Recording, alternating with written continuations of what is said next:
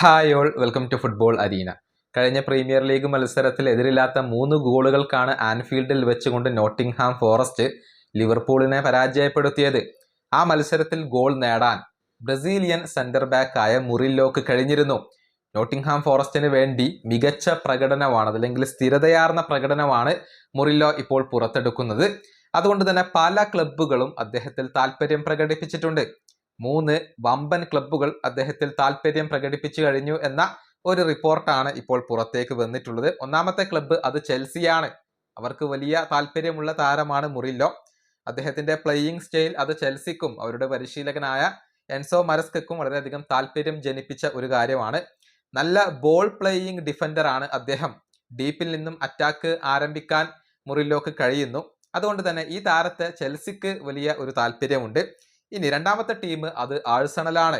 ഈ താരത്തിൽ ഏറ്റവും കൂടുതൽ താല്പര്യം പ്രകടിപ്പിച്ച ക്ലബ്ബുകളിൽ ഒന്നാണ് ആഴ്സണൽ. മഗല്ലസ്, അതുപോലെ തന്നെ സാലിബ എന്നിവർക്കൊപ്പം ഈ താരം കൂടി എത്തിക്കഴിഞ്ഞാൽ തങ്ങളുടെ ഡിഫൻസിന്റെ ശക്തി ഒന്നുകൂടി വർദ്ധിക്കും എന്നാണ് ഗണ്ണേഴ്സ് ഇപ്പോൾ വിശ്വസിക്കുന്നത്. പ്രത്യേകിച്ച് ഇൻസ്റ്റന്റ് ഇമ്പാക്റ്റ് ഉണ്ടാക്കാൻ കപ്പാസിറ്റിയുള്ള ഒരു താരമാണ് മുറില്ലോ. അതുകൊണ്ടാണ് ഈ ഡിഫൻഡറെ അവർ ഇത്രയധികം പരിഗണിക്കുന്നത്. മൂന്നാമത്തേത് FC ബാഴ്സലോണയാണ്. ബാഴ്സലോണ ഡിഫൻസിലും ഒരു റീബിൽഡിംഗ് നടത്താൻ ഉദ്ദേശിക്കുന്നുണ്ട്.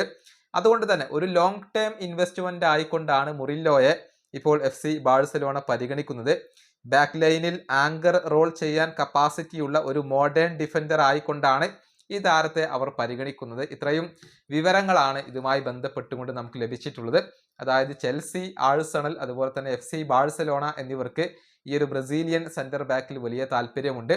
കാർലോ ആഞ്ചലോട്ടി ഭാവിയിൽ ഈ താരത്തെ കൃത്യമായി ഉപയോഗപ്പെടുത്തും എന്നാണ് ഇപ്പോൾ പ്രതീക്ഷിക്കപ്പെടുന്നത്. കാരണം സെന്റർ ബാക്ക് പൊസിഷനിൽ ഒരുപാട് മികച്ച താരങ്ങളെ ഇപ്പോൾ ബ്രസീലിന് ലഭ്യമാണ്.